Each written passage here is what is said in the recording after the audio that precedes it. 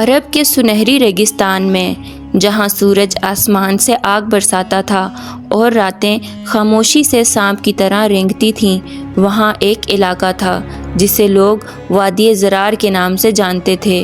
یہ وادی اونچے ٹیلوں، بکھرے ہوئے کھجور کے درختوں اور دور دور تک پھیلے خاموش قافلوں کی گزرگاہ تھی، مگر اس وادی کی شہرت صرف اس کے حسن کی وجہ سے نہیں تھی، بلکہ اس کے ایک ظالم رئیس کی وجہ سے تھی جس کا نام تھا شیخ زرار بن خالد۔ وہ مال و دولت میں بے مثال تھا، گھمنڈ میں اندھا اور طاقت کے نشے میں چور تھا۔